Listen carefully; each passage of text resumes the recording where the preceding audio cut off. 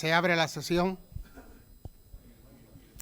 Excelentísimo señor presidente de honor de esta Real Academia de San Dionisio de Ciencias, Artes y Letras, excelentísimas e ilustrísimos señores académicos, dignísimas autoridades civiles, militares y docentes de nuestra ciudad,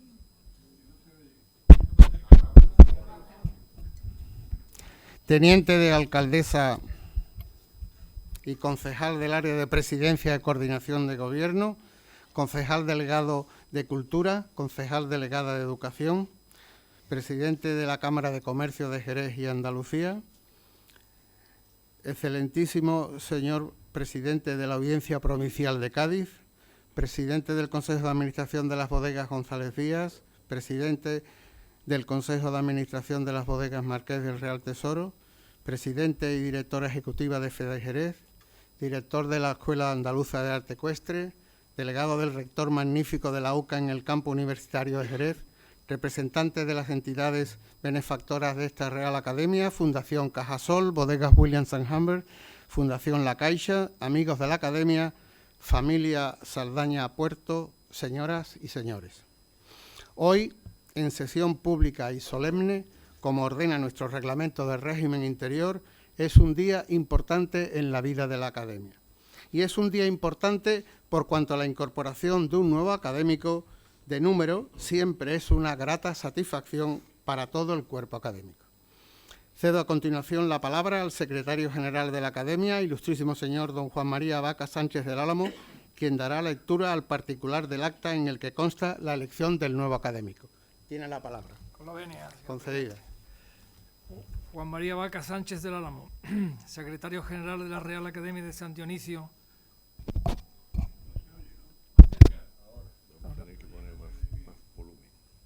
De Ciencias, Artes y Letras de Jerez de la Frontera.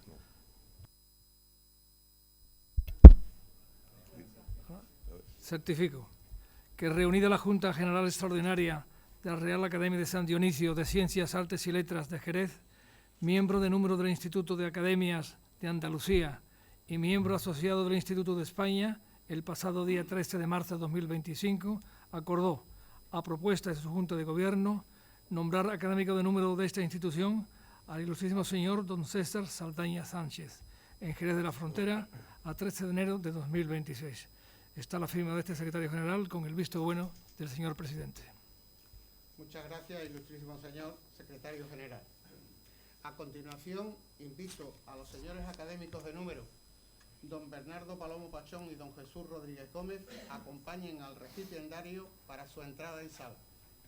En pie, por favor.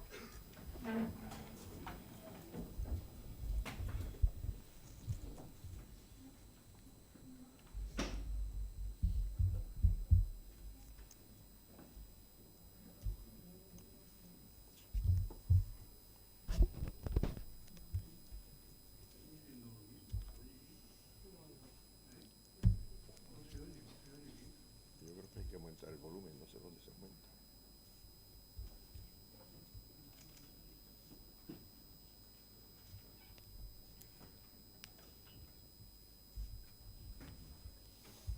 Ilustrísimo señor, se ratifica en la aceptación de la propuesta de ingresar en esta Real Academia de San Dionisio de Ciencias, Artes y Letras del nombramiento de académico de número y de formar parte del Pleno de la Corporación. ¿Jura o promete su señoría guardar los estatutos y sus reglamentos y trabajar por ella, defendiéndola y aportando su cooperación? Sí, lo juro. En nombre de la Real Academia de San Dionisio de Ciencias, Artes y Letras de Jerez de la Frontera, confirmamos pública y solemnemente vuestro nombramiento de académico de número y miembro del Pleno de la misma. Podéis utilizar sus atributos y ocupar su tribuna pública. Procurad enaltecer esta corporación que hoy os acoge en su seno y contribuir con vuestra meritoria labor al esplendor y honra de las ciencias, artes y letras cuyo estudio y fomento nos ha sido confiado.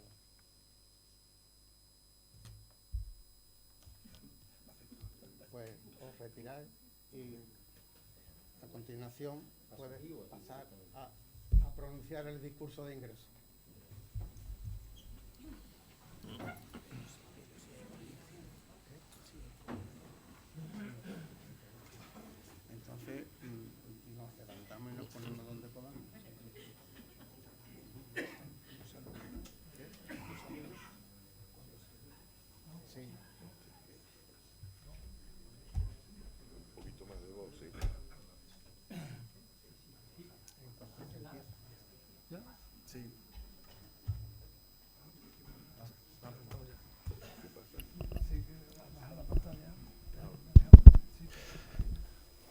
Con la venia. Sí, necesito.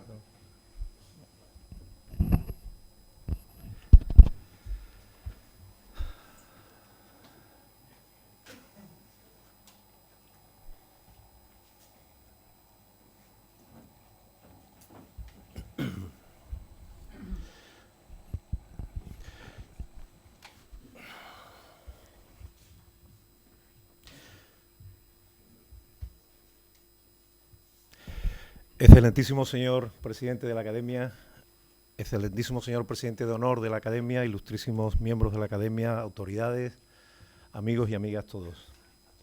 Decía Caballero Bonal que somos el tiempo que nos queda. Todo es tiempo, nada ocurre al margen del tiempo.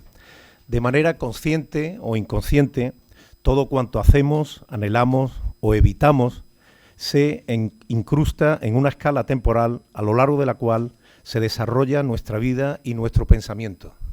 Voy a encender aquí porque eso me ayudará. Nuestros recuerdos y nuestros planes. Pero, ¿qué es el tiempo? Supongo que a todos nos pasa como a San Agustín, que en sus confesiones admitía que si nadie me lo pregunta, sé qué es el tiempo. Si quiero explicarlo a quien me lo pregunta, no lo sé. Nuestra sociedad vive obsesionada con medir las cosas, pues como les diría cualquier científico, lo que no se puede medir no existe. El tiempo es una de las 7 magnitudes básicas y según el Sistema Internacional de Unidades se mide en segundos. Como estoy seguro de que todos ustedes saben, un segundo es el tiempo requerido por 9.192.631.770 ciclos de la radiación correspondiente a la transición entre los 2 niveles hiperfinos del estado fundamental del átomo del cesio-133. Es decir, que se pueden tardar aproximadamente unos 20 segundos en explicar lo que es un segundo. Pero hoy sabemos también que el tiempo puede ser un concepto absoluto, como el que les he descrito, y también algo relativo. No pretendo invocar a Einstein ni meterme en las honduras de la teoría de la relatividad, que tengo que confesarles que ni entiendo ni me interesa. Pero estoy convencido de que los próximos 40 minutos, es decir, los aproximadamente 2.400 segundos que me han dicho que debe de durar esta intervención, a algunos de ustedes se le harán extraordinariamente tediosos y por tanto largos, mientras que a otros, y esa es mi esperanza y mi deseo, les podrían resultar agradables e incluso, si logro esmerarme, cortos. También el vino de Jerez es tiempo. Es más, creo que el Jerez es en sí mismo un homenaje al tiempo, que aparece como elemento esencial e imprescindible en todas y cada una de las múltiples facetas desde las que podemos abordar su conocimiento, su elaboración o su consumo. Tanto en términos absolutos como relativos, el Jerez necesita tiempo. Tiempo para hacerlo, tiempo para entenderlo, tiempo para disfrutarlo. John McPhee, un escritor norteamericano que en 1999 ganó el premio Pulitzer por la obra Annals of the Former World, Anales del Mundo Pasado, proponía el siguiente símil: si la historia terrestre fuera una yarda, la distancia entre la nariz del rey y su dedo, un limado de uñas borraría toda la humanidad. Efectivamente, la Tierra tiene su propia escala temporal, que se mide en millones de años, y en la que la presencia de nuestra especie es una simple anécdota de última hora. La creación de cualquier territorio, del nuestro por ejemplo, constituye una historia fascinante, permanentemente inacabada y que transcurre a una velocidad que desafía nuestra capacidad de comprensión. Montañas inmensas que emergen del fondo del mar, acantilados de roca que se moldean con el simple batir de las olas, y todo ello sigue ocurriendo ahora mismo, sin que podamos siquiera percibirlo. En nuestro caso, habitamos un paisaje que parece que siempre estuvo ahí, pero hubo un día en el que todo esto era un mar. Primero un mar profundo, de aguas tranquilas, dulces y ricas en cal, y más tarde un mar somero, con aguas cálidas en las que proliferaba la vida. Decimos con frecuencia que el Jerez es un vino milenario y fijamos el comienzo de su larga historia en aquellos tiempos en los que las naves fenicias llegaron al sur de la península. Pero lo cierto es que si queremos contar la historia del vino de Jerez en su plenitud, es decir, sin omitir elementos fundamentales, esos que tienen una incidencia directa y decisiva sobre sus características y que lo hacen ser como es, entonces debemos trasladarnos mucho, mucho más atrás en el tiempo. tenemos que contar una historia en la que las marcas de la aspilla no miden años, ni siquiera siglos, sino millones de años. En esta historia geológica, lo que los especialistas llaman el tiempo profundo, tenemos diferentes tipos de protagonistas, con dimensiones radicalmente distintas. Unos son ciclópeos, casi mitológicos, continentes, océanos, cordilleras montañosas que aparecen y colapsan. Otros son tan diminutos que necesitamos microscopios y tecnologías avanzadas para apenas poder verlos. En medio de estas dos categorías encontramos animales de todos los tamaños, especies de fauna y flora que ocupan los territorios o que son desplazados de ellos por la acción de las gigantescas fuerzas que surgen del interior de la Tierra o del espacio exterior. En cualquier caso, una historia apasionante, en la que quizá lo más difícil es que nuestra mente, limitada en su capacidad y mediatizada por el frenético ritmo con el que se sucede nuestra vida diaria, sea capaz siquiera de abarcar lo que significa un simple millón de años, de llegar a imaginar cómo, durante todo ese tiempo, el mero roce del hielo de un glaciar con una pared de granito crea cañones de cientos de metros de altura, o cómo la sedimentación de las estructuras microscópicas de organismos básicos para la vida, una vez cumplida su función biológica, da origen a un lecho marino muy especial que luego emerge para formar radiantes lomas de tierra blanca. Así surgió el paisaje del Marco de Jerez, que es el origen auténtico de nuestros vinos. En él, las vides hunden sus raíces en una tierra formada por la sedimentación, ocurrida durante millones de años, de incontables seres vivos con microestructuras ricas en sílice, algas diatomeas, radiolarios, espículas de esponjas y seres diversos con caparazones de formas inimaginables. Como inimaginable es la duración del proceso necesario para que a partir de seres microscópicos se formen estratos de cientos de metros de grosor. Un suelo milagroso, porque precisamente la acumulación de las estructuras de esos seres prodigiosos confiere a la albariza su extraordinaria capacidad retentiva de la humedad. La micromorfología de este tipo de tierra le permite absorber una gran cantidad del agua de la lluvia que recibimos generosamente en otoño e invierno. Hoy, por ejemplo, almacenándola en el subsuelo y dosificando el aporte hídrico a las raíces de la planta, a medida que ésta va necesitándolo durante la primavera y especialmente a lo largo del seco y cálido verano.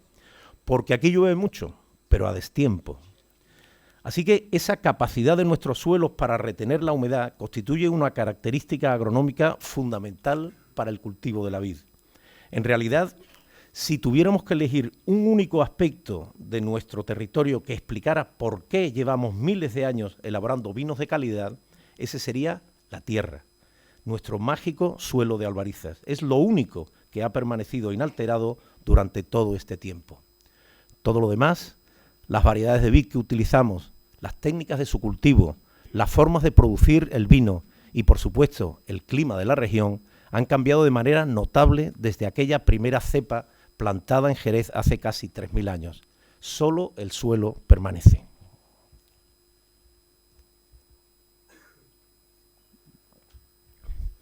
Emilio González Ferrín, islamista polémico y profesor de pensamiento árabe en la Universidad de Sevilla, dice que la historia de verdad no debería ser la de las naciones o las civilizaciones, sino la de los lugares.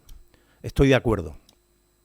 En nuestro caso, este lugar concreto que hoy habitamos ha sido a lo largo de los siglos el hogar de gente muy diferente, que hablaba idiomas distintos y rezaba, si es que lo hacía, a dioses diferentes. Y todos ellos tienen que ver con lo que somos. Así que hablemos ahora de la historia, aunque sea también brevemente. Admitimos que la historia oficial del vino de Jerez comienza con los fenicios.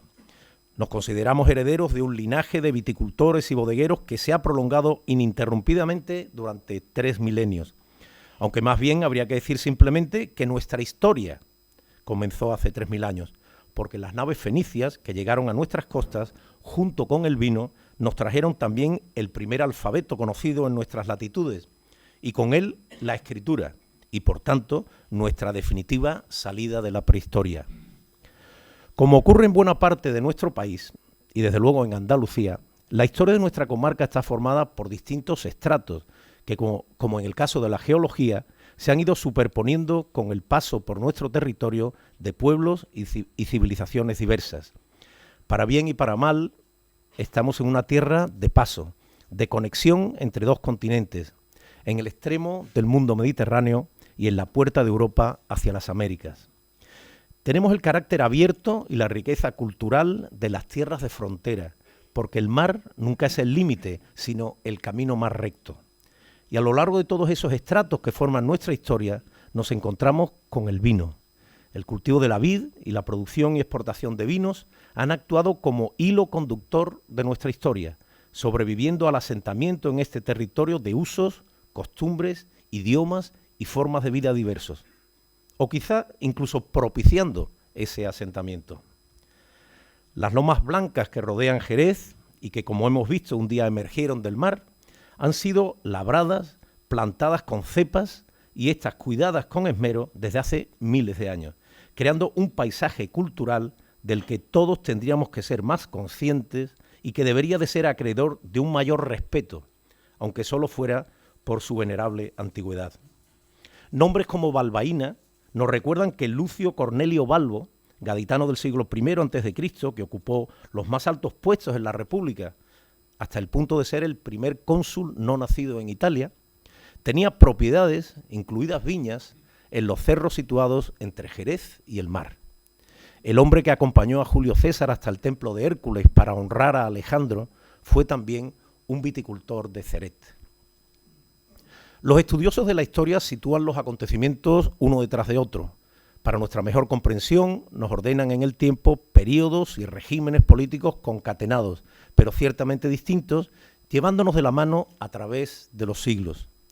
Pero debemos ser conscientes de que ya fuera en los confines del Imperio Romano, bajo el fuero de los godos o gracias a la permisividad de la autoridad musulmana, los hombres que vivían en este territorio y cultivaban las vides en los campos de Jerez medían su tiempo por estaciones y por las labores que habían de realizar en cada momento, exactamente igual que hoy.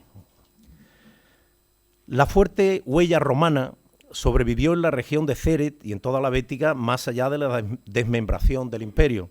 La oligarquía terrateniente local, con una amplia autonomía respecto del reino visigodo de Toledo, prosiguió con el cultivo de los viñedos que nos rodean y con la producción de vino. Muy probablemente, los señores hispanorromanos de nuestro territorio no quedaron al margen de las disputas internas entre los gobernantes godos y, sin duda, la crisis previa a la invasión musulmana fue un periodo complicado también en el sur de la península. Pero las vides seguían ahí. Comienza a partir del siglo VIII, un tiempo en el que ya empezamos a tener noticias de Sheri Shadunia, la Jerez musulmana, como una ciudad con una cierta entidad. Con los paréntesis de la ortodoxia extrema correspondientes a los periodos almorávide y almohade, el sistema implantado por el poder islámico dejaba lugar a la expresión de los hábitos, las costumbres y formas de vida de la población no musulmana. Las numerosas referencias a intentos de erradicación por parte de las autoridades político-religiosas dejan claro que el consumo de vino era algo habitual en Al-Ándalus, porque, como nos recuerda el historiador Miguel Ángel Borrego, nunca se intenta prohibir aquello que no existe. La Reconquista no trajo la paz completa a Xerez, que quedó en tierra de frontera resistiendo los ataques benimerines, pero se impulsó de manera clara la vitivinicultura, llenándose la ciudad de pequeñas bodegas, algunas asociadas a las órdenes religiosas que se instalarían tras la definitiva dominación cristiana. El vino formaba parte de la vida de la ciudad bajo medieval, de lo que se hace eco las propias actas capitulares. Pero si hay algo que definitivamente impulsa la industria vinícola local fue la proximidad del Marco de Jerez a los dos principales puertos desde los que se gestionaba todo el tráfico con las Américas, Sevilla y especialmente desde 1717, Cádiz. Ya en el siglo XV se había retomado la tradición exportadora de la antigüedad, con la instalación en las ciudades del Marco de comerciantes genoveses, flamencos y de otros mercados europeos. Y con esa actividad surge la necesidad de elaborar vinos estables, que resistiesen las largas travesías. Era necesario vencer el efecto degradante del paso del tiempo, de manera que los vinos llegaran a su destino en perfecto estado para el consumo. Había que detener, al menos temporalmente, la inexorable evolución de un producto vivo como es el vino. Los antiguos lo habían intentado a través de métodos diversos, pero fue precisamente una cultura que repudia el alcohol la que nos dio la solución definitiva. El acceso a las técnicas de destilación, una de las múltiples tecnologías introducidas en Europa por los árabes, propició una práctica que fue una auténtica revolución y un factor de éxito en el ámbito de la exportación, la fortificación. Con el abrigado de los vinos, su evolución natural se detenía en el tiempo, al menos lo suficiente como para que llegaran a destino sin haberse convertido en vinagre. La ciudad empieza a llenarse de destilerías y ya en el siglo XVI las actas capitulares nos hablan de las rentas del aguardiente. Pero el comercio seguía teniendo que enfrentarse a grandes dificultades, no pocas de ellas provenientes de la propia estructura del negocio, dominado por el vetusto gremio de la vinatería.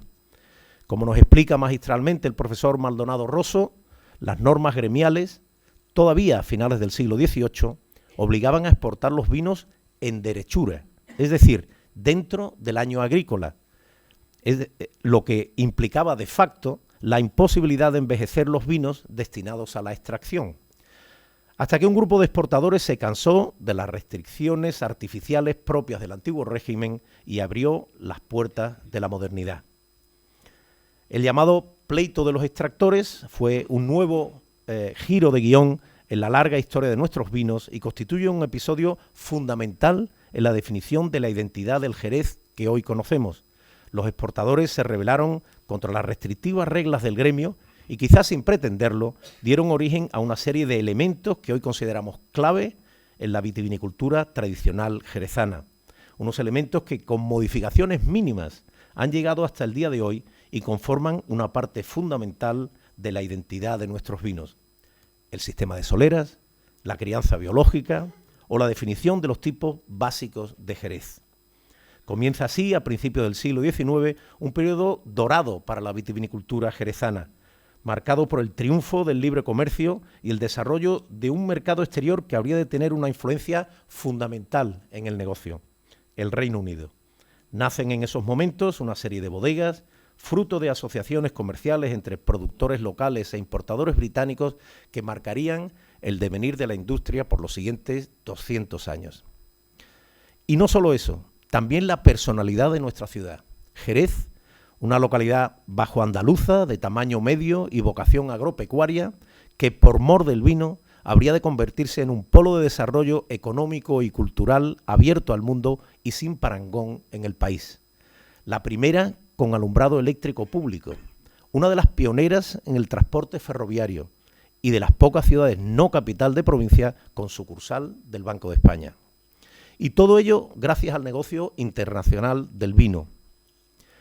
Hoy nos resulta difícil imaginar la dinámica de esas relaciones comerciales, en las que una carta tardaba 1 mes y medio en llegar de Londres a Jerez, si todo iba bien. Cartas en las que la calidad de la caligrafía era tan importante como el nivel de confianza entre remitente y destinatario. Un negocio que empezaba con el labrado de una loma de albariza y terminaba en un decánter de cristal tallado en la City londinense y a la hora del aperitivo. El pulso de la ciudad lo marcaban tanto el ciclo de la cosecha como la demanda del mercado. El régimen de lluvias del invierno y las levanteras del verano eran factores importantes para la economía jerezana, pero no más que las guerras, los tratados y alianzas entre las potencias internacionales o el régimen de impuestos del gobierno de su graciosa majestad.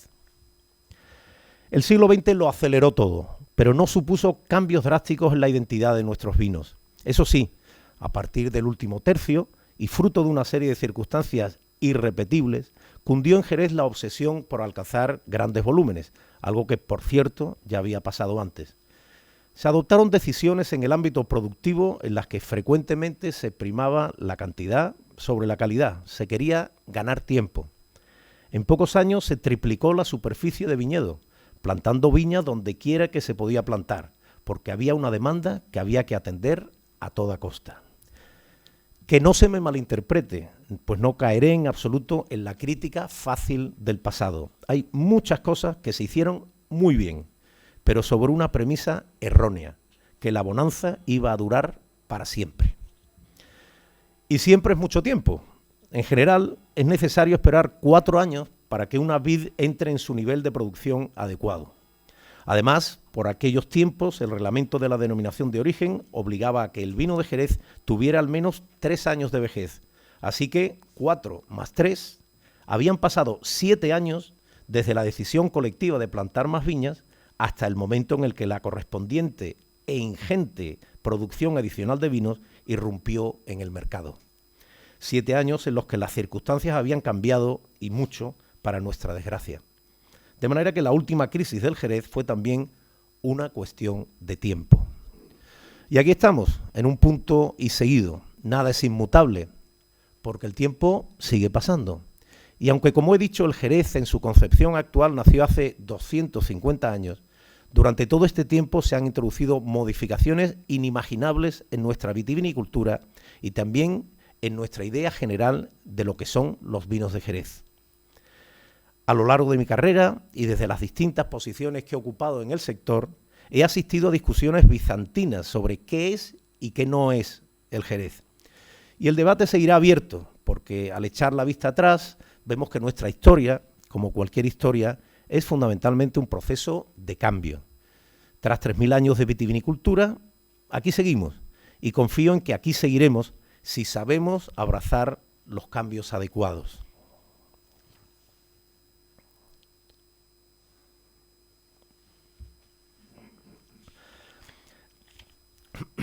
Esteban Botelou, jardinero y arbolista mayor de Carlos IV, llegó a Sanlúcar en 1806 para proyectar y dirigir el Jardín Experimental y de Aclimatación de La Paz, un proyecto ambicioso, pero relativamente efímero, ideado por Godoy. No estuvo mucho tiempo entre nosotros, pero sí lo suficiente para quedar absolutamente admirado por la labor de los viticultores del Marco de Jerez. En su memoria sobre el cultivo de la vid en Sanlúcar de Barrameda y Jerez de la Frontera, confiesa una admiración augusta y casi religiosa al contemplar las opulentas viñas de Jerez y Sanlúcar. La viticultura del Jerez ha merecido este y otros muchísimos elogios, y sin embargo no estoy seguro de que en general nuestros conciudadanos sean suficientemente conscientes de la importancia y la singularidad de esta actividad y de cuánto debe Jerez a sus buenos viticultores. La vid es un cultivo leñoso y por tanto las decisiones fundamentales que toma un viticultor extienden sus consecuencias sobre décadas. Una cepa puede durar 30 años o 100. Todo depende de cómo la cuidemos y de la producción que demandemos de ella.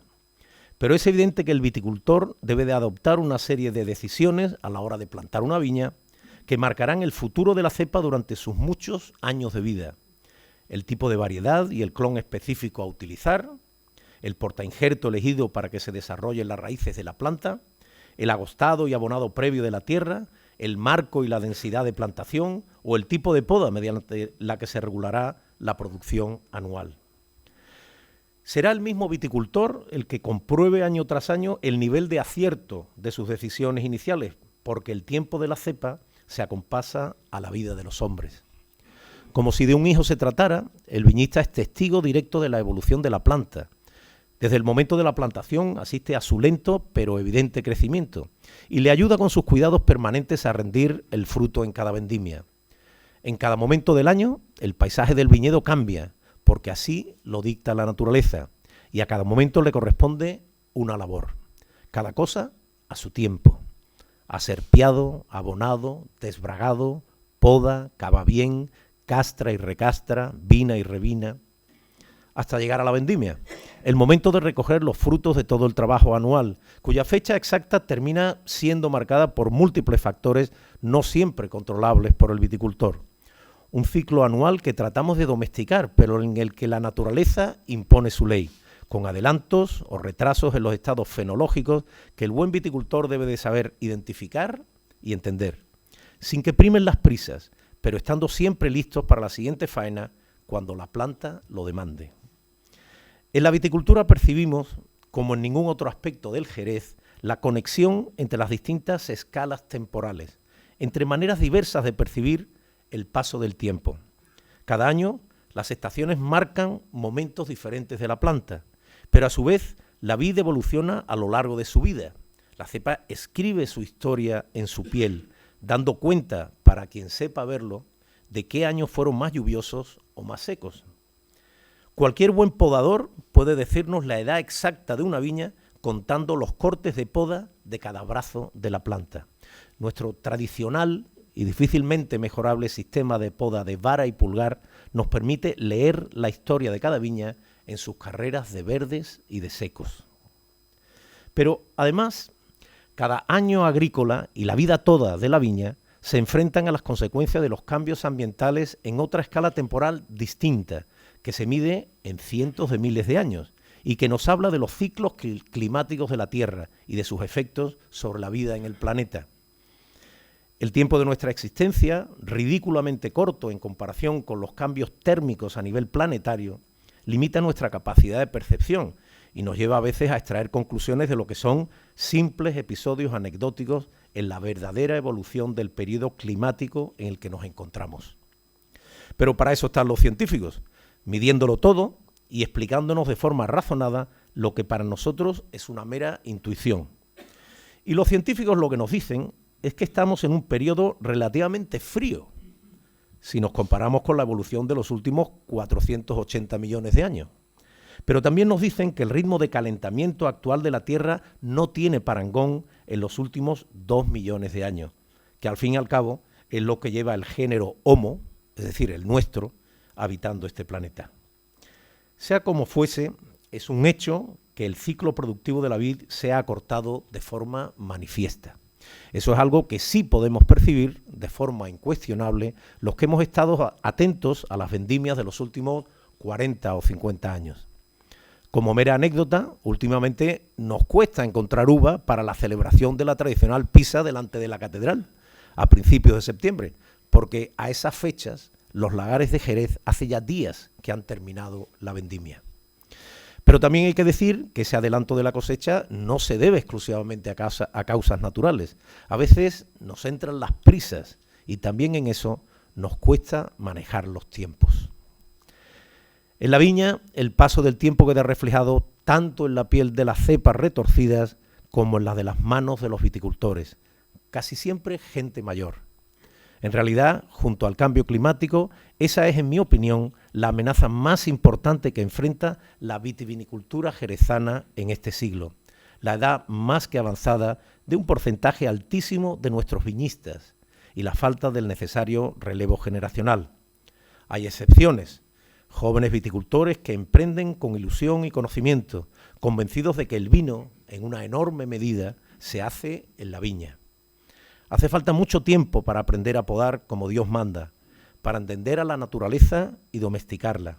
Lleva tiempo hacer a un buen viticultor y haríamos bien, como sector y como sociedad, en dedicar recursos y esfuerzos a hacer de la viña, del campo en general, un lugar atractivo en el que trabajar.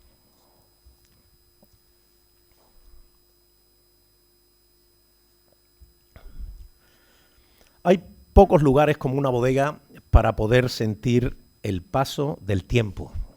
En la quietud de las crujías, rodeado de andanas, uno tiene la sensación de que algo está ocurriendo dentro de las botas. Y así es. Pero ese algo que ocurre en el interior de esos viejos ídolos que decía Blasco Ibáñez no admite prisas de ningún tipo. Si tenemos la paciencia suficiente como para pararnos a observar el lento movimiento de la luz que se cuela por las ventanas sobre las paredes ennegrecidas de la bodega, seremos conscientes de que fuera el tiempo simplemente va a otra velocidad. El Jerez es un vino de crianza.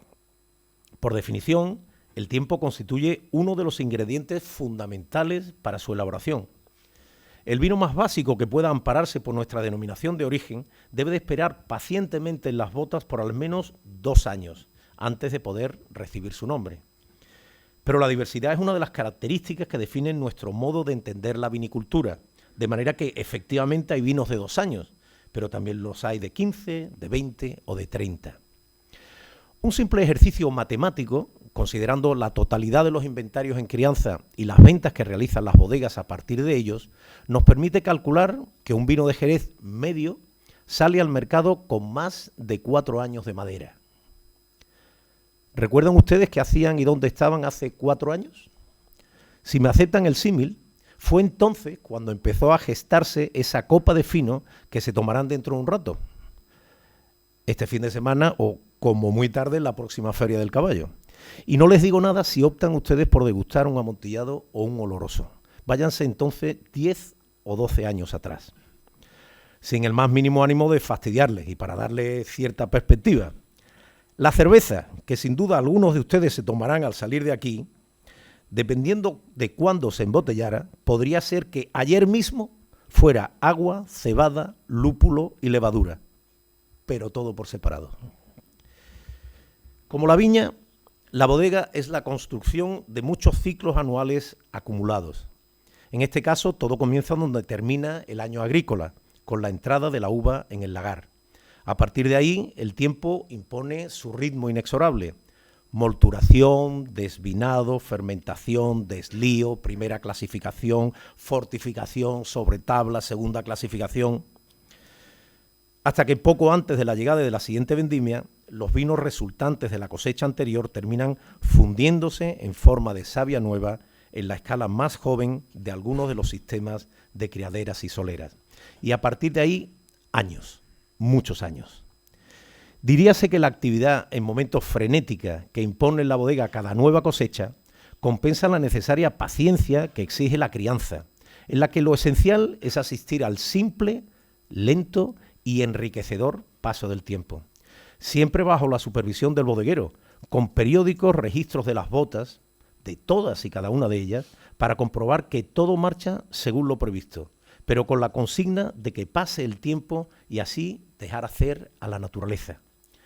Como decía mi querido y añorado Juan Luis Bretón, a veces es urgente no hacer nada. El sistema de soleras, como el cultivo de la viña, nuevamente nos habla del trabajo de cada año como un simple capítulo de una historia mucho más larga, cuyos resultados se van acumulando en el tiempo, de una liturgia anual necesaria para agregar un nuevo componente a un proceso interminable. Un sistema que hace del Jerez un vino único, porque ¿en qué lugar del mundo puede disfrutarse de un vino que contiene el fruto de 100 vendimias? En cualquier otra región vinícola, acceder a un vino que cuente su vejez por décadas supone un lujo absolutamente exclusivo y casi inalcanzable para la inmensa mayoría de los aficionados. Una copa de Jerez, sin embargo, contiene literalmente una combinación de los vinos procedentes de todas y cada una de las vendimias desde el momento en el que se fundara el correspondiente soleraje hasta nuestros días. Cantidades ínfimas de las vendimias más distantes en el tiempo, apenas moléculas, pero ahí están. Una copa de Jerez nos conecta físicamente con un pasado lejano, nos ofrece una experiencia histórica tan real como increíble. El sistema de criaderas y soleras es además una metáfora perfecta de la capacidad acumulativa del paso del tiempo, de las sinergias que surgen del encuentro entre la experiencia y el conocimiento de lo viejo con la vitalidad e incluso el atrevimiento casi inconsciente de la juventud. Sabemos que los genios anónimos que lo inventaron hace ahora 250 años eran comerciantes que tan solo querían comprar tiempo, almacenar sus vinos y no tener que deshacerse de ellos cuando aún eran vinos del año, como dictaban las restrictivas reglas del gremio. En su momento fueron tachados de meros especuladores, palabra que tanto en aquella época como ahora nos evoca mentes ambiciosas, mercantilistas y casi despiadadas. Nuestro diccionario nos ofrece sinónimos de esta palabra con connotaciones casi siempre negativas: usurero, acaparador, estafador. Pero yo en este caso me quedo con la primera opción de la Real Academia: negociante. Porque estamos hablando de la utilización del tiempo como variable económica. Así que especular es algo tan simple, y siempre que no se trate de bienes de primera necesidad, tan lícito como comprar algo para conservarlo o venderlo en el momento más oportuno. No tengo duda de que eso es lo que intentaban los extractores de principios del siglo XIX, hacer prosperar sus negocios. Pero cuando comenzaron a refrescar sus vinos más viejos con los nuevos mostos y hacerlo de forma metódica, dieron lugar a un sistema perfecto en su concepción y que hoy define en gran medida la personalidad de los vinos de Jerez.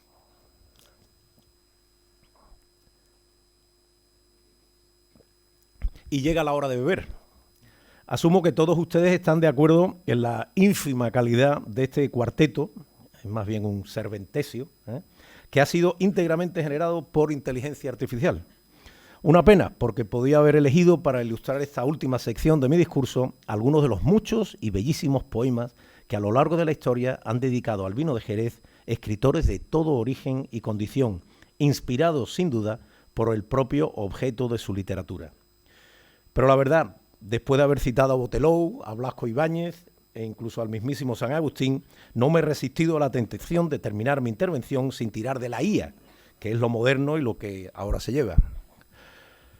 Supongo que como yo, muchos de ustedes no pueden recordar su primera copa de vino de Jerez, pues es algo que pertenece en general a las vivencias de nuestra niñez. Siendo de esta ciudad y de esta generación, el acceso al vino fue para muchos de nosotros algo absolutamente natural y que probablemente debió de ocurrir en el ámbito familiar, si no en un día de feria.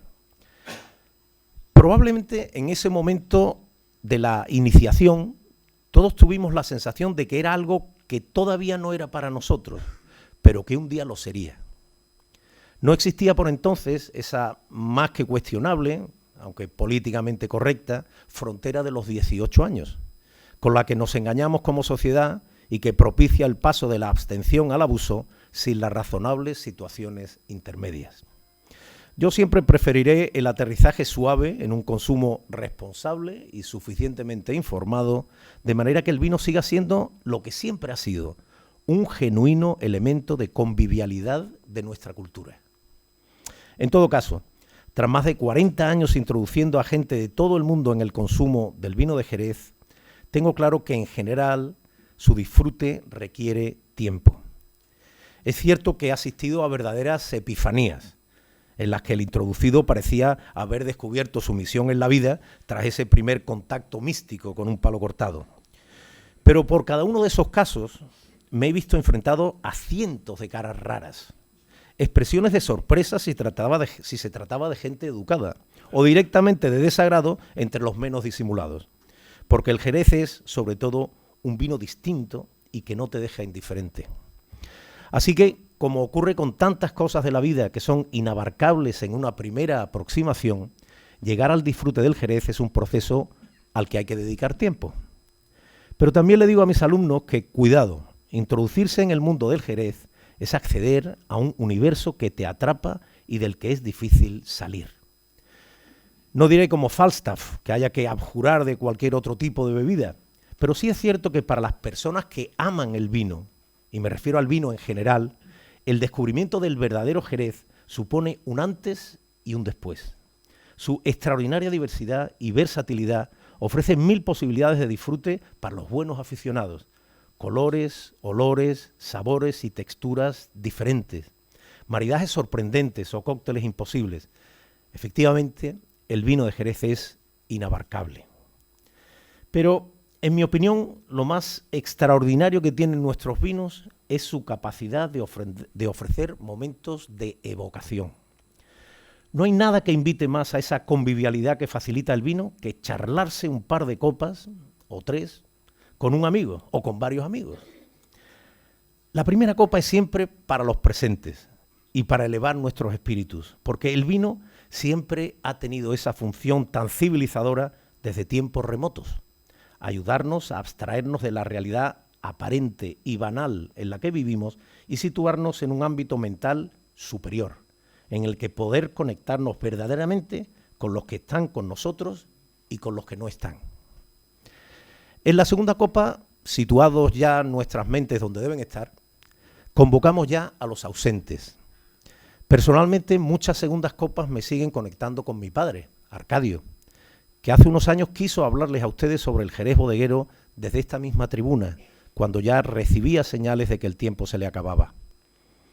Otras segundas copas nos convocan a nosotros mismos, a los presentes, pero en momentos pretéritos y generalmente más felices. Nos ayudan a recrear instantes de alegría y a regocijarnos de nuevo con los recuerdos, que en definitiva son la materia prima con la que conformamos nuestra identidad. Pero una vez oí decir a Manuel Alejandro, refiriéndose a su querido vino de Jerez, que la copa buena es la tercera. Lo decía medio en broma, como si fuera un inconveniente para su consumo, Estoy convencido de que el maestro llega con frecuencia a la tercera copa. Y personalmente yo les animo a ustedes a hacerlo de vez en cuando, porque estoy muy de acuerdo con él. La tercera copa suele ser magnífica. Y quizá haya que parar ahí, o no. Depende si nos merece la pena llegar a la cuarta, que estoy seguro que unas veces sí y otras veces no. Ya lo decían los 7 sabios de Grecia, que como eran sabios bebían vino. Conócete a ti mismo. Además, toda esta cuestión de cuántas depende mucho del vino de Jerez del que estemos hablando, pues como ya he dicho, la palabra clave que define el Jerez es diversidad. Del fino decimos con frecuencia que es el vino de las ocasiones alegres y compartidas, así que aquí hay que escatimar poco. Los vinos gordos, en cambio, se han descrito muchas veces como vinos de meditación. Puede ser. Desde luego, una copa de oloroso te acompaña de maravilla en esa evasión buscada que es la lectura, o en la labor creativa de la escritura. A mí, concretamente, ha sido una copa de amontillado viejo la que me ha acompañado en la relectura de este discurso, proponiéndome correcciones con las que he estado muy de acuerdo y con el resultado que finalmente ustedes juzgarán. En fin, voy concluyendo porque ya ven que me he dedicado a divagar y no sé si, como los malos maestros, he ido perdiéndoles a lo largo de mi intervención, probablemente excesiva en el tiempo, hasta quedarme hablando solo. Así que, ¿con qué me gustaría que se quedaran ustedes de todo lo que les he dicho? Les recalco 4 ideas. Respetemos nuestro paisaje, porque es el resultado de millones de años de una evolución que, por cierto, aún no ha acabado. 2. Conozcamos nuestra historia, porque somos el resultado de todo cuanto ha ocurrido durante siglos en el mismo territorio que hoy habitamos. 3. Honremos cada cepa, celebremos su larga vida y no tengamos prisa por extraer en pocos años todo lo que puede darnos. Y hagamos todo lo posible porque los jóvenes se enamoren del campo. Sine agricultura nihil. No hay nada sin la agricultura, que decían los romanos. Y 4. Reconozcamos y celebremos el tiempo como uno de los recursos fundamentales para la elaboración del vino de Jerez. Es su ingrediente principal, así que básicamente en cada copa lo que bebemos es tiempo. ¿Hay quien de más? Les dije 4 ideas, pero permítanme una quinta y última. Démonos tiempo para disfrutar a fondo de los vinos de Jerez y para conocerlos mejor. Son vinos generosos, por lo que siempre nos devolverán mucho más de aquello que les dediquemos, aunque se trate de lo más valioso que tenemos, que es justo lo que ustedes me han regalado esta noche. Señoras, señores, muchas gracias por su tiempo.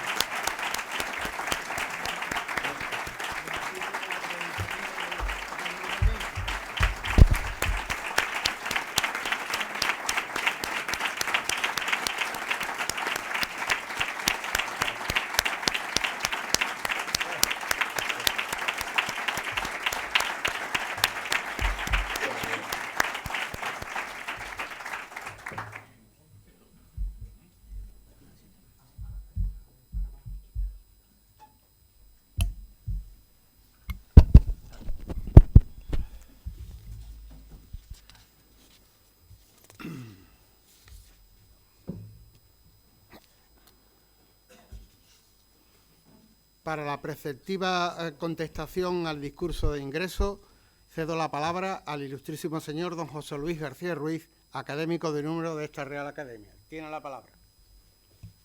Por la venia, señor presidente. Concedida.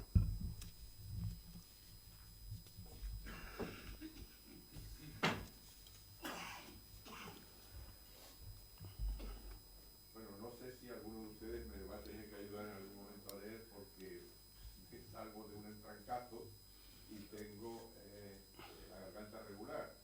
El otro día me quedé sin voz al poco de empezar a hablar y espero que no me ocurra lo mismo.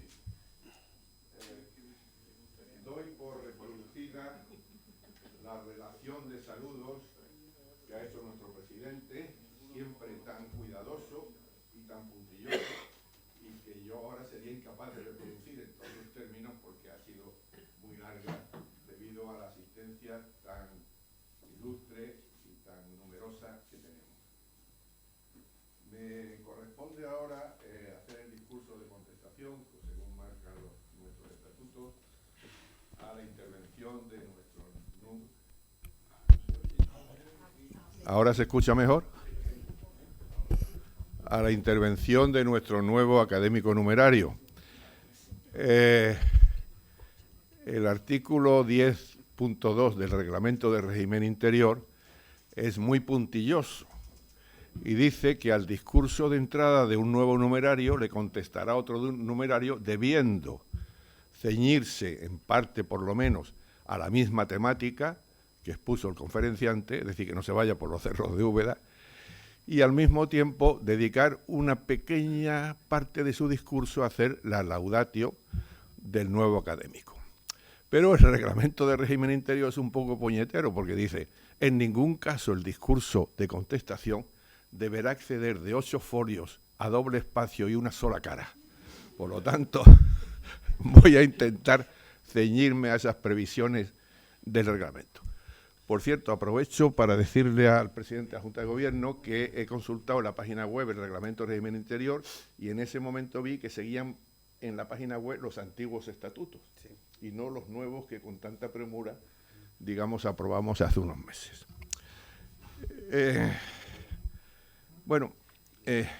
Hace algún tiempo yo tuve que contestar a otra académica que entró, que fue la Ana María Orellana, y la verdad es que ahí no cumplí las previsiones reglamentarias. Me excedí un poquito o un mucho. Y es que estábamos saliendo de la pandemia y yo creía que tenía que aprovechar un poquito mi especialidad del derecho constitucional de antes de Sánchez para puntualizar algunas cosas. Ahora me voy a ceñir a lo previsto por los estatutos.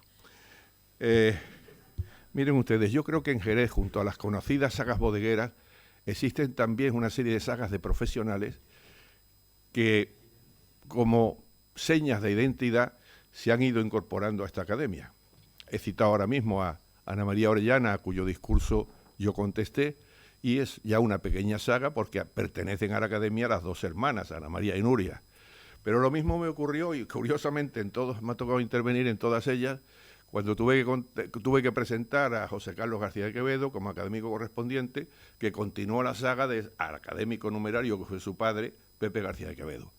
Y lo mismo me está ocurriendo con la saga Saldaña. Ya es la tercera vez que actúo o que tengo que intervenir en función de la presencia o de la existencia de la saga Saldaña. Hace ya muchos años, en 2008, me tocó hacer una modesta intervención, pero muy sentida por mi parte, porque fue la necrológica de nuestro querido y admirado Arcadio Saldaña, el padre de César.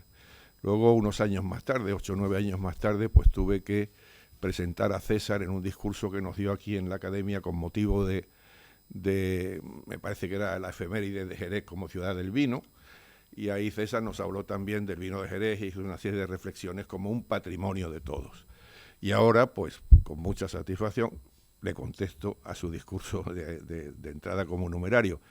Si ustedes se han fijado en la primera, no sé cómo llamarlo eso, diapositiva, donde venía el título de su discurso, decía el tiempo del vino de Jerez. Y luego venía un subtítulo, algunas reflexiones sobre el vino, algunas reflexiones sobre el tiempo con el vino de Jerez como excusa. Y yo creo que su intervención, que ha sido muy poética, pero al mismo tiempo de mucha altura, hay que subtitularla de otra manera. algunas reflexiones sobre el vino de Jerez con el tiempo como excusa. Y así nos ha hablado del tiempo, digamos, de la Tierra, que se mide en millones de años, para dejarnos el recuerdo, tengo que hacerlo muy sintéticamente, de la existencia de nuestras tierras de Albariza. Nos ha hablado del tiempo de la historia, que se mide en siglos, para recordarnos que hace ya 3000 años vinieron los fenicios y junto al alfabeto nos trajeron la vid, y con la vid las cepas y los pagos. Para recordarnos de dónde viene el nombre del pago de Balbaína, del señor Publio Cornelio Balbo, que ya en el siglo I a.C. se dedicaba a cultivar la viña. Para recordarnos, ya viniendo a nuestra época y mucho más recientemente, que hace 200 y pico de años el gremio de la vinatería perdió el pleito frente a los extractores y ahí se sentaron las bases de la creación del Jerez moderno. Todo ello, digamos, de una forma, insisto, que a mí me ha parecido, cuando lo he oído y cuando antes leí el borrador, muy poética. Para hablarnos también, junto al tiempo de la historia, nos ha hablado del tiempo de la viña o de la vid, que se mide en décadas. Y ahí ha deslizado una frase que a mí me parece maravillosa. El tiempo de la vid se acompasa a la vida de los hombres. Con eso basta para resumir toda su intervención en ese sentido, porque es una frase perfecta. Luego nos ha hablado del tiempo de la bodega, que se mide en años, para recordarnos al final algo elemental que todos nosotros como jerezanos vivimos, que la crianza del vino exige la paciencia del paso de las estaciones y del paso de los años para ver el fruto al final de esa crianza. Y finalmente nos ha hablado del tiempo de la copa, que se mide en instantes. Y ahí me parece haber oído alguna expresión de charlarnos una copa. Yo recuerdo que quizás, no sé si estoy acertado o no, la primera vez que yo, al menos, oí esta expresión fue al recordado Mauricio González padre, pero luego se le ha oído muchas veces a Juan Luis Bretón también. Y me parece, digamos, que ha sido extraordinaria la evocación que nos ha hecho sobre cómo el tiempo de la copa nos trae, pues yo diría, un universo de recuerdos y de afectos y de amigos. Y naturalmente, porque no es el tiempo de la copa, es el tiempo de las copas. Y ya él ha hablado de 3 o de 4. Bueno, pues esto ha sido sintéticamente su discurso, pero como el reglamento de régimen interior me obliga a contestar de alguna manera con la misma temática, pues yo les voy a hablar a ustedes también un poquito del tiempo y luego del vino. Lo que pasa es que lo voy a hacer de forma muy divulgadora y simplemente con la pretensión no de corregir nada, sino de adicionar algunas cosas que pueden ser adicionadas a la propia intervención del conferenciante. Y lo hago porque tengo presente que los calificativos de ciencias, artes y letras que adornan el nombre de San Dionisio de nuestra academia, pues nos obligan, digamos, a tener pues una cierta, una intervención que contribuya, si ustedes quieren, de forma, insisto, muy poco elevada y sí, muy elemental y muy divulgadora, pues en la medida de lo posible a ampliar el conocimiento que puedan ustedes tener, sin perjuicio de que algunos lo tengan muy por encima mía y digan, valiente pestiñazo nos está diciendo este señor. Pero bueno, el tiempo. La física distingue fundamentalmente 3 tiempos. El tiempo cósmico o tiempo absoluto, que es el tiempo del universo, el tiempo geológico, que es el tiempo de la Tierra, y el tiempo biológico. El tiempo biológico a veces se reconduce a lo que es, digamos, los ciclos vitales del hombre, pero yo utilizo la expresión, termino el tiempo biológico como el tiempo que mide la presencia de vida sobre la Tierra. estos tres tiempos tienen una particularidad, y es que tienen un punto final que, visto desde nuestra perspectiva actual, es o se produce en este mismo instante. En este mismo instante, para cada uno de nosotros, está terminando el tiempo cósmico y el tiempo geológico y el tiempo biológico. Pero, sin embargo, tienen un punto inicial distinto. El tiempo cósmico se inicia hace 13.800 millones de años con el famoso Big Bang. El tiempo geológico o tiempo de la Tierra se inicia hace 4.500 millones de años, y el tiempo biológico podemos concluir que se inicia entre hace 1.000 millones o 900 millones de años, 950, que es la mitad de tiempo, ¿no? Si ustedes se fijan bien, son tiempos distintos, pero tienen un contacto tangencial, porque durante el tiempo cósmico anda solo hasta que llegamos hace 4.500 millones de años, y entonces empieza el tiempo geológico, que está superpuesto al tiempo cósmico, y lo mismo ocurre con el tiempo biológico en relación con los otros dos. Esa tangencialidad pues hace que, al hablar de unos y de otros, a veces se produzcan, digamos, momentos o dataciones que coinciden. Bueno, pues como se trata ahora ya de manejar números, y yo no quiero meterles a ustedes rollos que no tengan que ver con los números reales, me van a permitir que les eche una ojeada a algunos de estos números.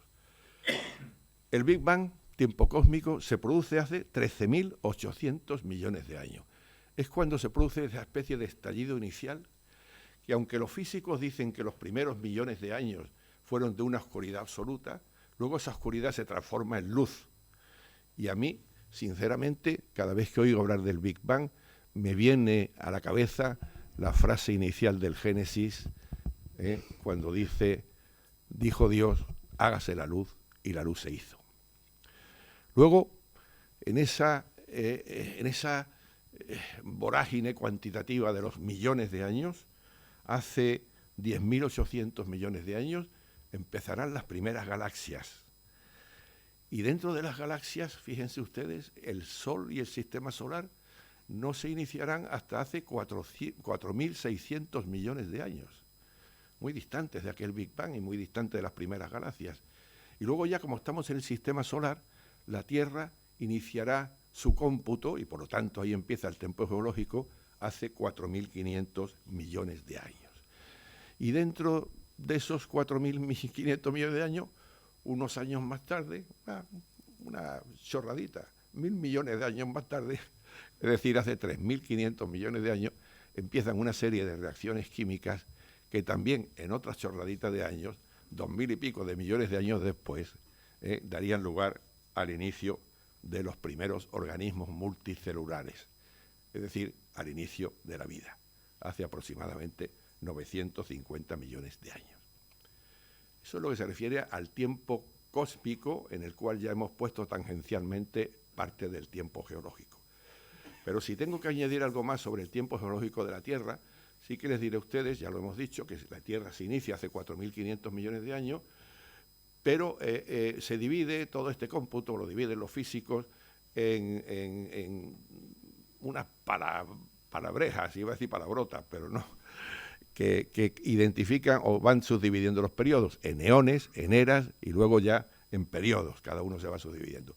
Pero sin embargo, de forma informal, hay un supereón que se llama Cámbrico, y al cual de esa manera informal, porque no responde a lo que es un eón, que son 1.000 años, te dura 4.000, pues se produce una serie de movimientos teúricos, de erupciones volcánicas, en definitiva, pues una sucesión de fenómenos físicos constantes e impresionantes que van a sembrar la semilla de lo que van a ser los continentes y los océanos. Y ahí hay un momento, ya unos años más tarde, también unos añitos más tarde, es decir, hace 300 millones de años, bueno, primero hay un supercontinente que se llama Rodinia, pero hace 300 millones de años pues ya aparece un continente que a algunos de ustedes les sonará un poquito, que se recibe el nombre de Pangea. Y Pangea hace 230 millones de años se subdivide en 2 continentes inmensos. Uno se va a llamar Laurasia y corresponde a lo que hoy es América del Norte, a Europa y Asia, sin la India. Y luego otro que se va a llamar Gondwana, que corresponde al resto, es decir, América del Sur, África, la India, Australia y Antártida. Y desde entonces estamos en un proceso incesante de deriva continental, un proceso dinámico de separación y unión del que no somos conscientes por la cortedad de la vida humana, pero que se produce y se sigue produciendo. Quiero dejar aquí constancia de que en ese momento del tiempo geológico, o el tiempo geológico ayuda a los científicos a algo que luego va a tener cierta importancia cara al vino de Jerez, que es el descubrimiento de la datación precisa mediante el sistema del carbono 14. El tiempo biológico, que es el tercer tiempo, entendido como la vida en la Tierra, ya dije a ustedes que hace 3.500 millones de años empiezan una serie de reacciones químicas que van creando la simiente de lo que 2.000 millones de años más tarde va a ser el inicio, o casi 2.500 millones, de la vida pluricelular. Ese es el origen de las plantas y animales, Con lo cual, entre la vida pluricelular que se produce hace unos 1.000 millones de años, 950 millones de años, y las primeras plantas y animales que se producen hace 650 millones de años, pues no hay nada más y nada menos que 400 millones de años. Luego los primeros vertebrados aparecieron hace 380 millones de años, los dinosaurios lo hicieron hace 230 millones de años y estuvieron en la Tierra nada menos que hasta hace 66 millones de años. No tenemos ni idea de lo que es eso, porque una de las cosas es que estas son todas unas magnitudes o una cifra de tal magnitud que la mente humana realmente tiene dificultades para comprenderla. Siguiendo con el tiempo biológico, hace 2 millones de años, creo que, me parece que César lo ha recordado, se producen los primeros homínidos, pero tardaremos 1 millón de años a que los homínidos pasen a ser los primeros humanos. Y luego, entre ese 1 millón de años de los primeros humanos hasta que aparece el Homo sapiens, pues pasan 800.000 años, porque el Homo sapiens no existe más que desde hace 200.000 años. Luego diré algo más sobre esto. Este mareo de cifras ha intentado simplificarse. César ha reproducido, y muy bien, una frase del premio Pulitzer, ese John McAfee, creo que era, donde decía si el tiempo geológico, o si el tiempo fuera medido como una yarda, que es la distancia de la nariz del rey a la punta de la uña, un limadito de uñas acabaría con la humanidad. Bueno, es una verdad como un piano. Pero ha habido intentos de simplificar esto, o sea, de hacernos comprensivos esas magnitudes que escapan a la mente humana. Y entonces hay una especie de, yo he detectado un par de ellas, de simplificaciones que nos ayudan un poquito a situarnos. Una es la del famosísimo divulgador astrofísico, muerto ya hace unos años, Carl Sagan, autor de una cosa que se llamó el calendario cósmico, que consiste en poner un año, del 1 de enero al 31 de diciembre, y tratar ahí de ubicar cada uno de los acontecimientos que se narran en el tiempo geológico y en el tiempo cósmico y en el tiempo geológico, e incluso en el tiempo también biológico. Ahí en ese calendario, lo tengo que mirar para no meterles a ustedes pufo, un mes equivale a 1.150 millones de años, un día a 38 millones de años, una hora a casi 1,6 millones de años, un minuto a 26.300 años, y cada segundo equivale a 438 años. Con este cómputo, por citar solo los hitos más significativos, el Big Bang se produce a las 0 horas del día 1 de enero, como es lógico. Pues ¿saben ustedes cuándo nace el Sol? Muy avanzado el año, el 31 de agosto. ¿Y cuándo nace la Tierra? El 14 de septiembre. ¿Y cuándo aparecen los dinosaurios? El 25 de diciembre. ¿Y cuándo aparece? Y se extinguen el 30 de diciembre. ¿Y cuándo aparecen los primeros homínidos?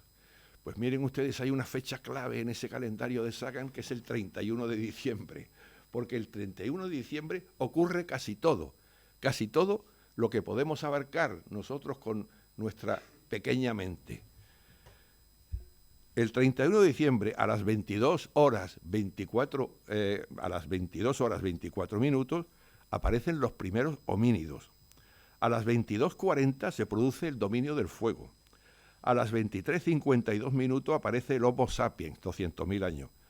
A las 23:59 minutos y 32 segundos, qué poquito nos queda, se descubre la agricultura.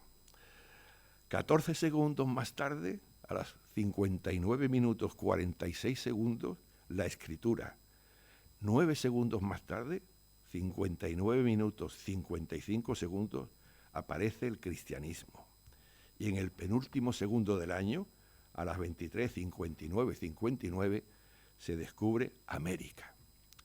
El resto de la historia cabe en el último segundo. Hay otro autor, el profesor Harari, que ha escrito 2 libros magníficos, cuya lectura yo les recomiendo a ustedes. Uno se llama Homo Sapiens y el otro se llama Homo Deus, que no ha hecho, digamos, una simplificación del estilo de Carl Sagan, sino lo que hace es una especie de cuadros iniciales del primero de los tomos, donde nos va reflejando una serie de cosas que nos permite también a nosotros, bueno, pues ubicarnos, ¿no? Y entonces de aquí no les traigo más que un par de dos cosas, porque no me puedo extender, como ya he advertido al comienzo, y es que, fíjense ustedes que Carl Sagan nos remitió la existencia del Homo sapiens hace 200.000 años, el 31 de diciembre a las 23 horas y 52 minutos. Sin embargo, Harari nos recordará que eso es verdad, pero que cuando el Homo sapiens se queda solo en la Tierra porque el resto de las especies homínidas se extinguen, es solamente hace 13.000 años. Es decir, apenas 30 segundos antes de que termine el año cósmico. Y dentro, porque tengo que traerme las cosas a mi terreno, de este cómputo que va haciendo el profesor Harari, nos recordará que hace 250 millones de años se producirá la revolución industrial. Y este momento de la revolución industrial, Harari no lo dice, pero lo podría decir. Es el momento en que en el tiempo aparece el Jerez moderno, el Jerez de nuestros días, como bien nos ha recordado César. Pues moviéndonos ya con esta perspectiva temporal del tiempo, es cuando yo puedo abordar un poquitín, para ceñirme a la temática del conferenciante, pues el vino. Hemos hablado del tiempo y ahora hablamos un poquito del vino. Y el vino, César lo ha recordado, el vino de Jerez en ese periodo ya que coincide con el de la Revolución Industrial, tiene 2 extraordinarias aportaciones enológicas, 2 extraordinarias innovaciones. Uno lo ha recordado César, la crianza biológica, y otra que se ha detenido más, el sistema de criaderas y soleras. Yo he escrito en alguna parte que hay que ver lo que se habría hablado en el mundo de esto si esto lo hubieran inventado los franceses. Porque son unas innovaciones enológicas extraordinarias. Y curiosamente, esas innovaciones produjeron, y César también ha hablado de eso, una ciudad y un entorno, Jerez y su entorno, que fueron, sobre todo en el siglo XIX, alguna, no sé cómo llamarlo, una cosa espectacular.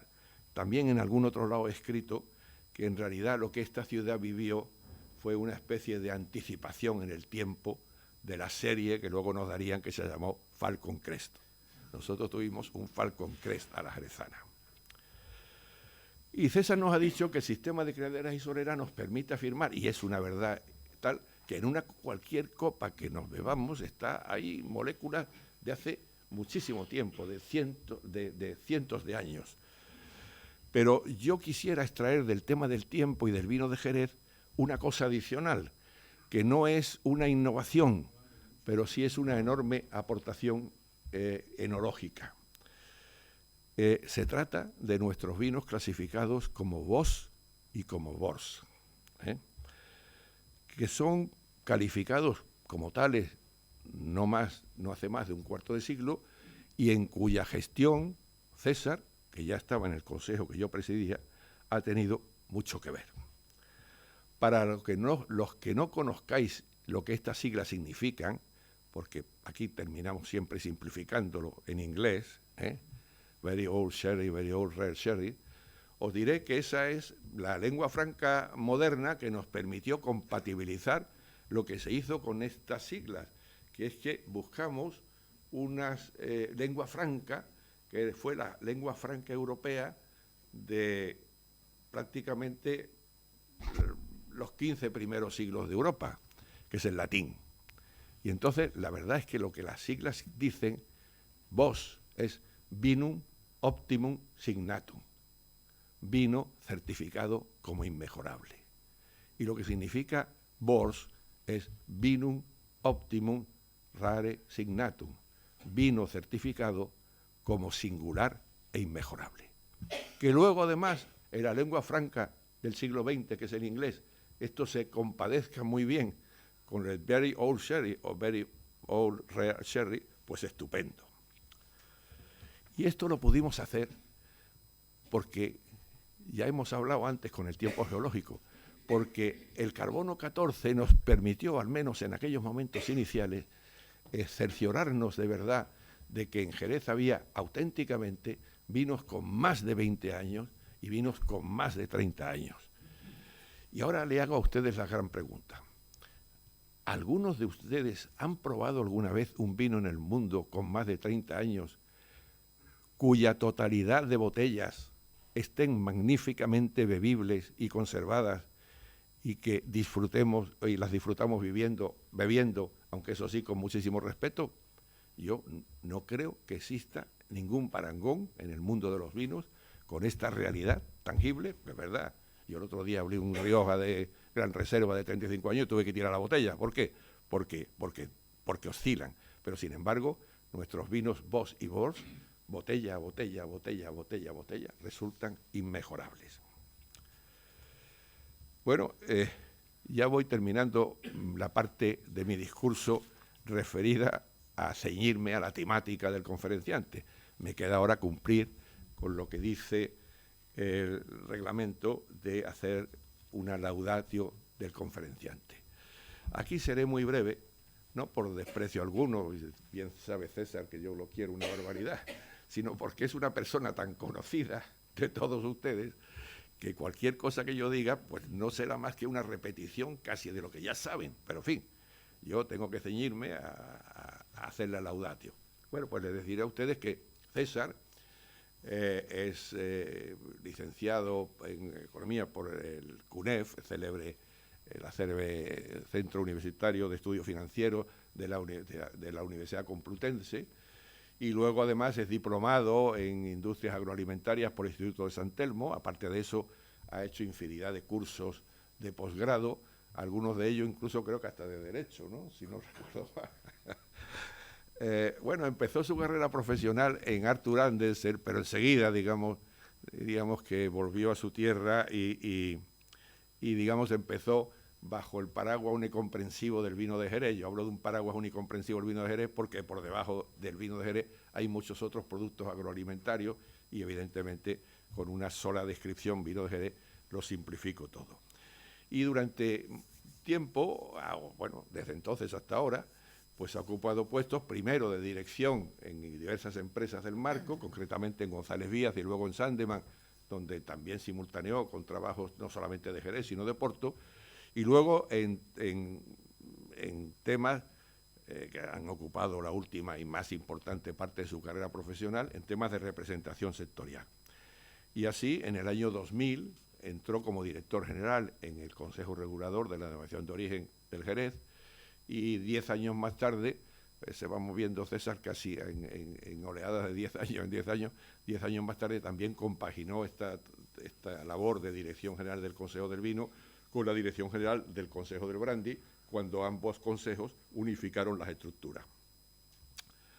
En octubre de 2020, perdón, 10 años más tarde fue en 2010, lo de la unión de los dos consejos. Luego, en octubre de 2020, fue elegido presidente del Consejo Regulador de la Denominación de Origen, Jerez, Sherry, Manzanillas, Arúgar de Barrameda, Vinagre y grandes expresos europeos.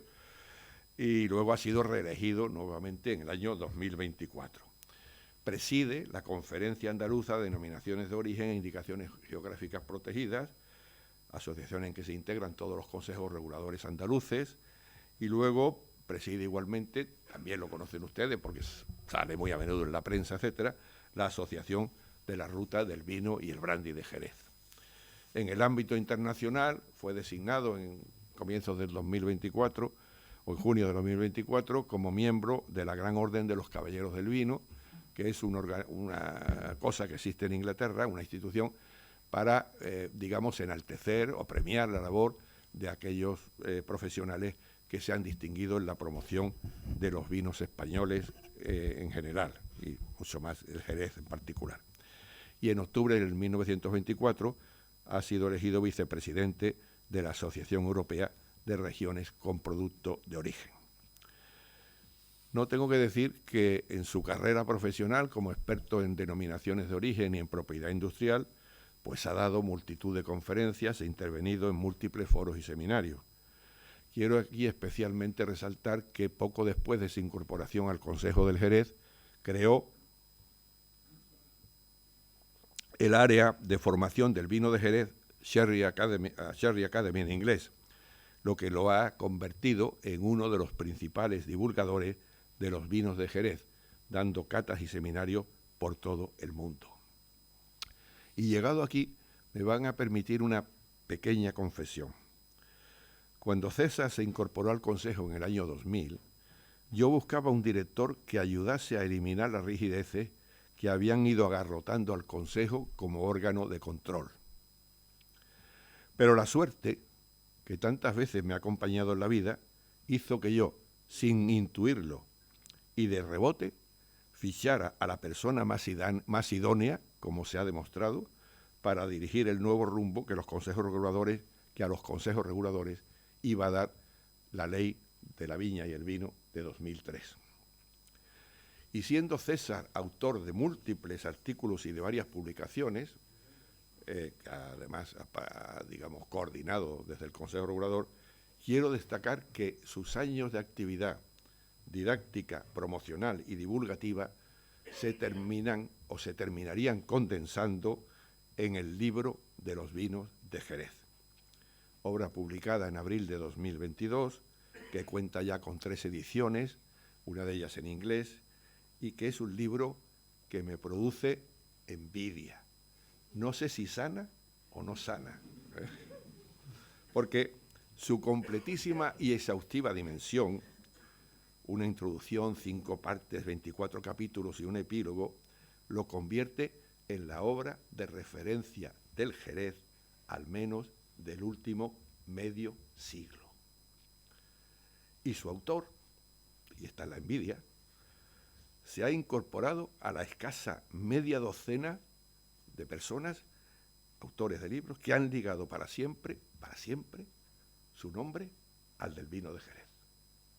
Por eso, sea César muy bienvenido a esta academia. Y estoy en la última línea de los 8 folios y ya termino. Muchas gracias.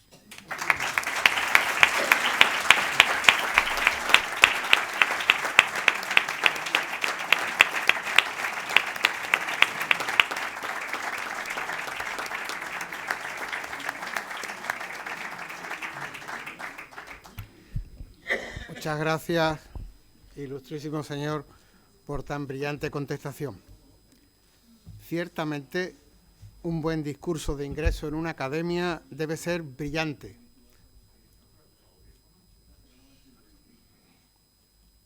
Conciso, estructurado, interesante y adaptado a la audiencia. Además, debe tener un objetivo comunicativo claro y bien definido, y un objetivo comunicativo donde se pueda utilizar un lenguaje apropiado. Lo hemos escuchado hoy y en un tema especializado y muy vinculado a nuestra ciudad a lo largo de los siglos, en la línea de lo que se espera de un dirigente vinculado al mundo vitivinícola desde hace muchos años y autor de varios libros de referencia de nuestro producto estrella y que distingue a nuestra ciudad según las primeras referencias geográficas al vino de Jerez, remontándonos a los fenicios quienes trajeron las vides a nuestra región alrededor del año 1100 a.C., llamándola Xera. Enhorabuena, querido César, por tan magnífico discurso. Pero al tiempo, la contestación al mismo exige una respuesta brillante, en el fondo y en la forma. Y lo hemos visto con una contestación muy completa al discurso de ingreso por el profesor García Ruiz. No en vano, además de catedrático de universidad, ha sido director general de la bodega Sánchez Romate, presidente de FEDE Jerez y posteriormente presidente del Consejo Regulador. Mi felicitación, José Luis, por tan ejemplar contestación.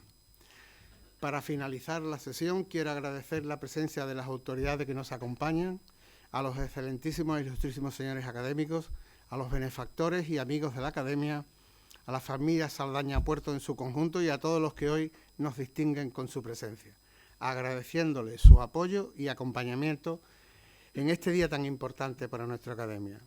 Para finalizar, les emplazo para pasado mañana, jueves, día 15 del presente mes de enero, para asistir a la primera conferencia del ciclo Medicina y Sociedad, que coordina nuestro académico de número, el ilustrísimo señor doctor don Juan Carlos Durán Alonso, que estará a cargo del académico de número, ilustrísimo señor don Antonio Mariscal Trujillo, con el título Reseña histórica del antiguo Hospital Municipal Santa Isabel de Hungría.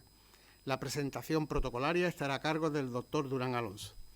A continuación, por gentileza del nuevo académico de número, se servirá en planta baja y biblioteca un jerez de honor. Sin más consideraciones, se levanta la sesión. Muchas gracias a todos.